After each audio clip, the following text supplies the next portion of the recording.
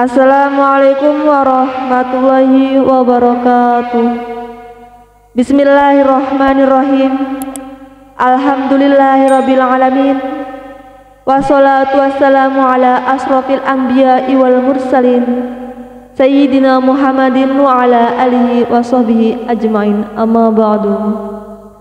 Sahabat cerita para wali yang diberkahi Allah Subhanahu wa taala, semoga kita semua selalu dalam lindungannya dan diberikan rezeki yang barokah, umur yang panjang, agar senantiasa bersyukur kepada Allah Subhanahu wa taala. Amin ya rabbal alamin. Kali ini saya akan berkisah tentang 10 karomah Gusmi yang tak masuk akal.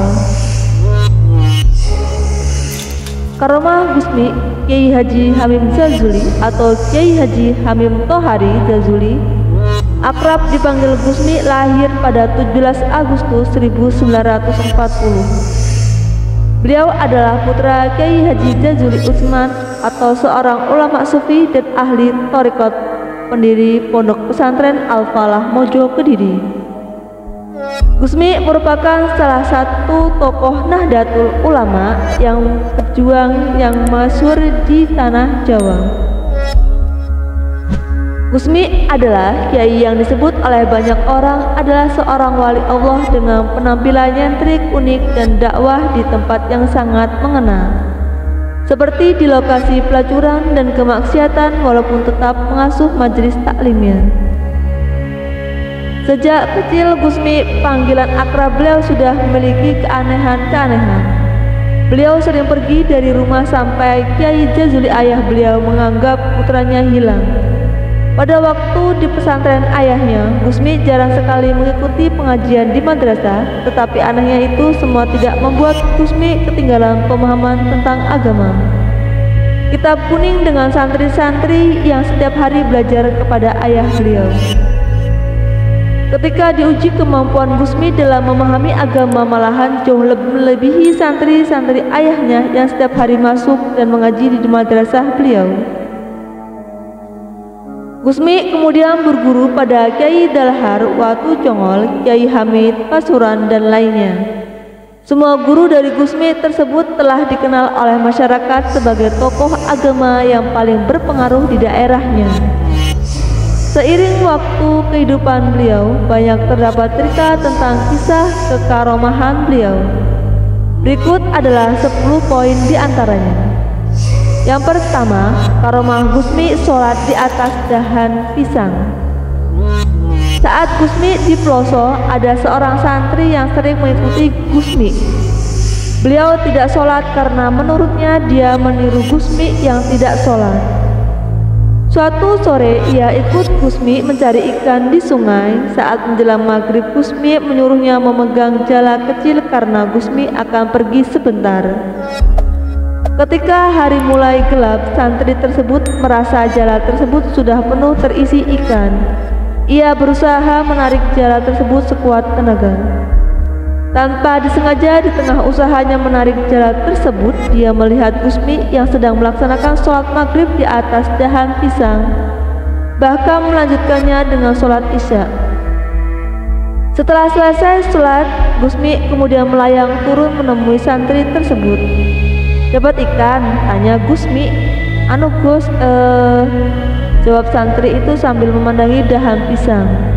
Santri itu kemudian menyatakan bertobat dan Gusmi menyuruhnya untuk mandi tobat di sungai tersebut. Karomah kedua Gusmi terbawa ikan ke hadapan Nabi Khidir.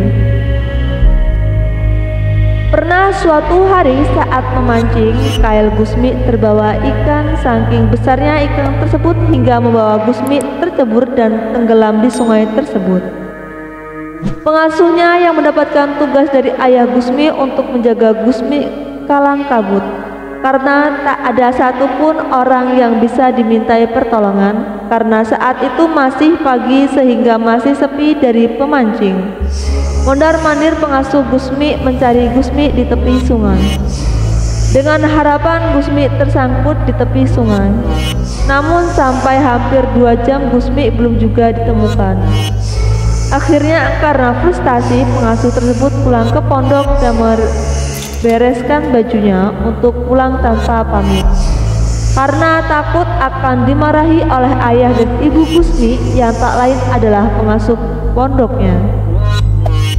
Dalam cerita Gusmi kepada pengikutnya, ternyata ikan itu merupakan ikan peliharaan gurunya, yakni Nabi Khidir, dan membawa Gusmi pada Nabi Khidir. Pertemuan itu menurut Gusmi hanya berkisar 5 menit. Nyatanya Gusmi kembali ke daratan dan balik ke pondok pada jam 4 sore.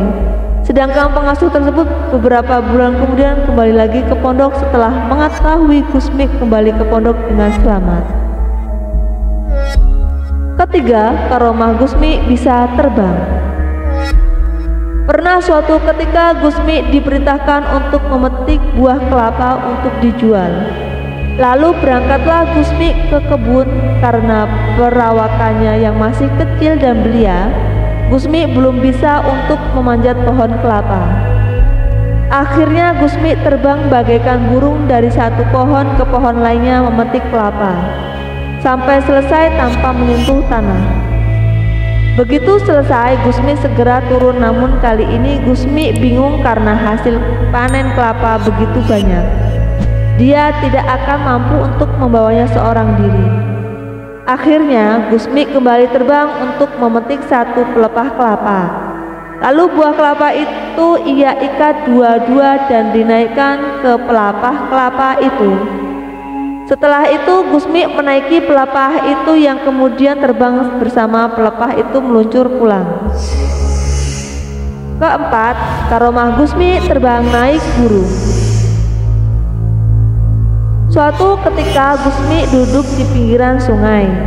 Tiba-tiba datang seekor burung besar berputar-putar di angkasa lalu hinggap di hadapan Gusmi.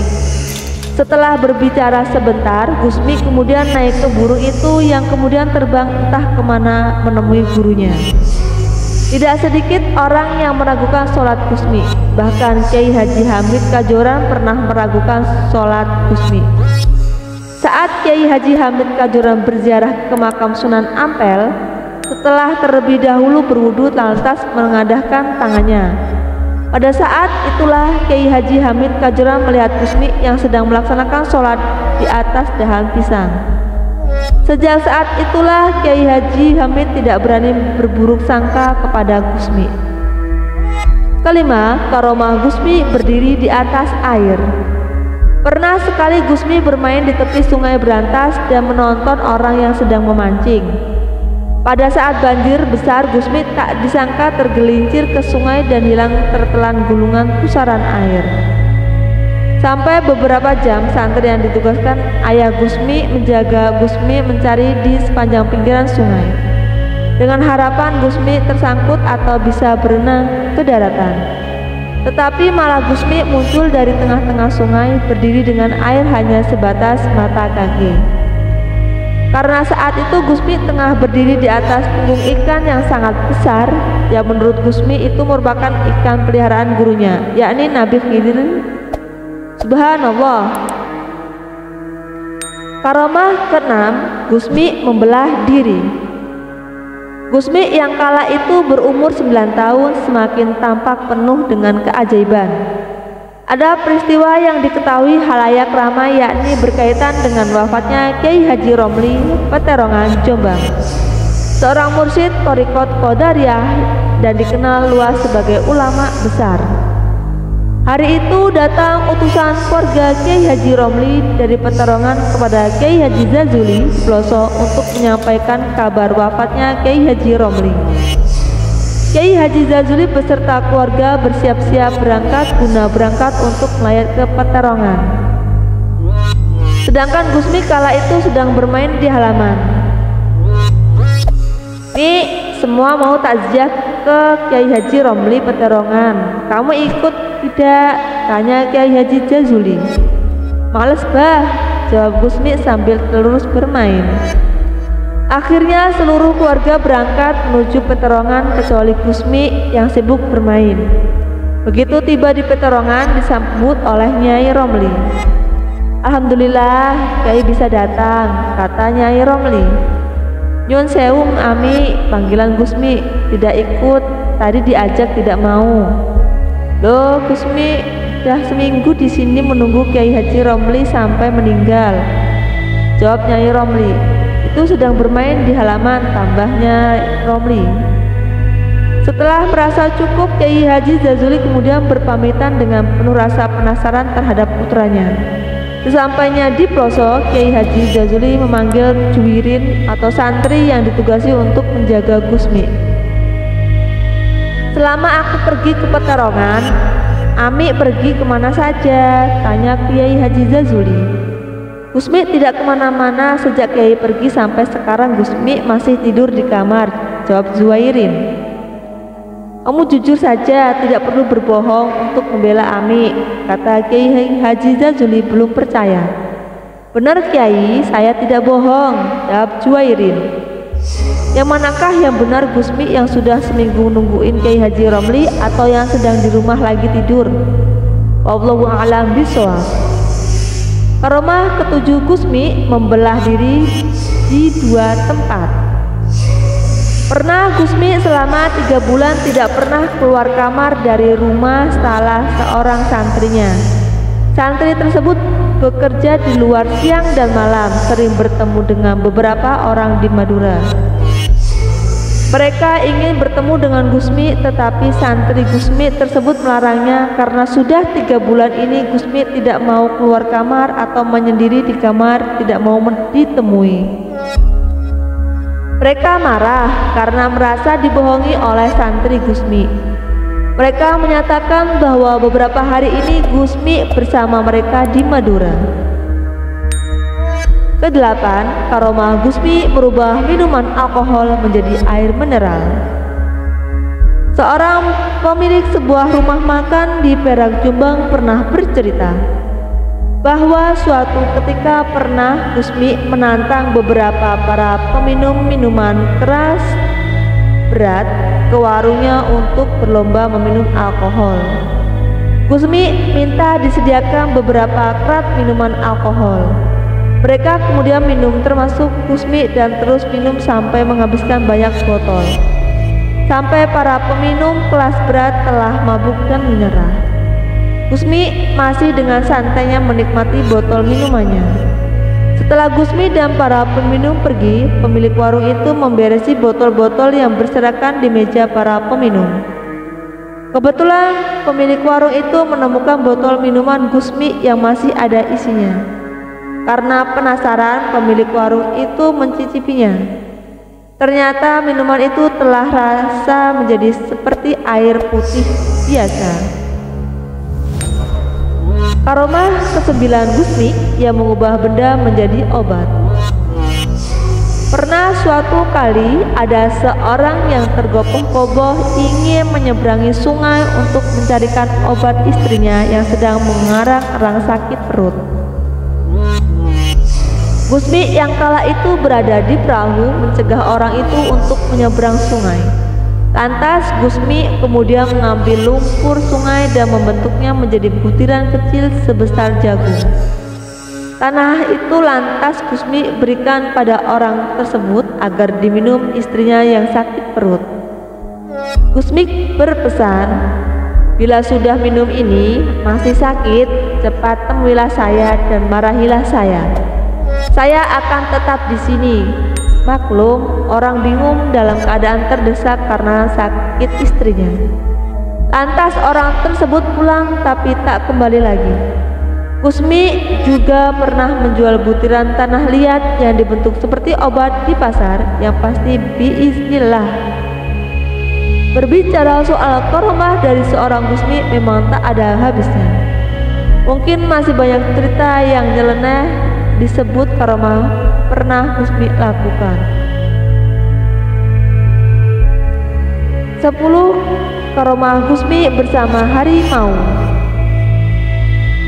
Pernah suatu ketika Gusmi yang baru bisa merangkak di bawah ibunya ke kebun untuk mengumpulkan kayu bakar. Tanpa diduga muncul seekor harimau dari semak-semak. Ibu Gusmi yang mengetahui hal itu langsung lari hingga lupa untuk membawa Gusmi bersamanya. Begitu sadar betapa terkejutnya sang ibu karena telah meninggalkan Gusmi. Ibu Gusmi lalu kembali dengan harapan harimau tadi tidak menemukan Gusmi. Sang ibu akhirnya menemukan Gusmi yang di depannya berdiri harimau yang sedang menjilati kukunya seolah menjaga Gusmi. Subhanallah, begitulah besar karomah Gusmi. Semoga kita bisa menjadi tauladan seperti beliau.